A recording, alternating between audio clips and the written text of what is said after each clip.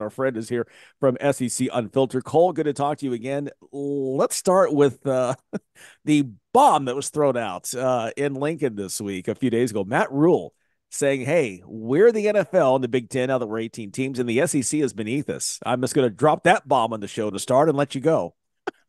So it actually was said at Big Ten Media Days in Indianapolis. But on top of that, it wasn't just that of what he said. So the whole premise was we believe that we should have 4 college football teams in the playoff every single year. Automatic bid, we're going to go ahead and just lock it in because we are the conference that is most like the NFL.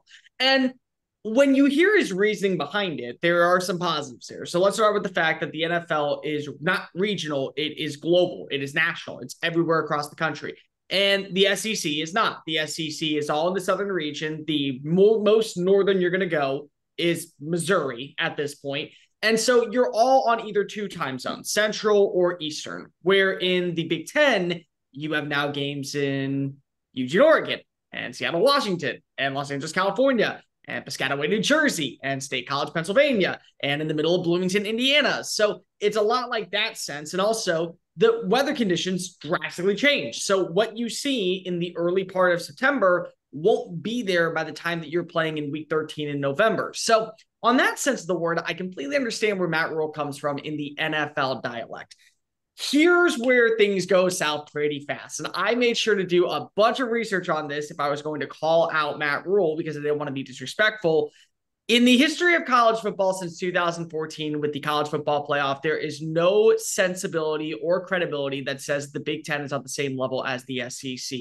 In a 12-team playoff era, both teams would have had 29 teams represented, though the SEC would have had 9 different teams make the college football playoff, while the Big Ten would have had 5. In the 4-team playoff era, the Big Ten had 9 teams, only 3 represented when the SEC had 12 teams represented. The SEC had a winning percentage in the 4-team playoff of 71%. They also won the most national titles. The Big Ten won 2 national titles, and there was only 3 teams that ever got in, including Michigan State, not Penn State. They have more first-round picks. They've never had the number 1 overall recruiting class. They've had 48 top 10 recruiting classes since 2014. The Big Ten has had 19. The SEC has spent 119 weeks as the number 1 squad on the AP poll. The Big Ten has had 9 weeks as the number 1 squad, and that's between 2 schools. Only 2 schools. The ACC actually has more weeks as the top team in the AP poll than the Big Ten.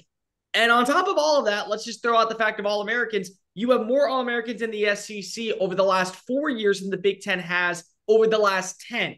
So in no dialect, sense, or form is there a conversation to be had that, yes, the Big Ten is at the same level as the SEC.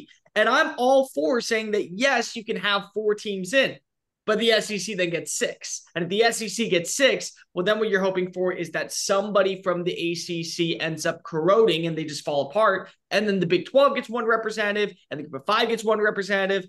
Or you got to continue with the expansion that I don't think anybody wants. So for qualifying teams, in my opinion, with the current model that we're looking at, is a lot like just handing out a participation trophy to the kid that was batting 9th on the roster and went 0 for 4 because if you want the same representation as the other program that does have really qualified teams and teams that are on the come up, which again, final point, whenever you throw in but Oregon and Washington, I'll throw it right back in your face and say, but Texas and Oklahoma. And I promise you, if I included them into the rankings, it would have been an even worse bloodbath compared to the Big Ten.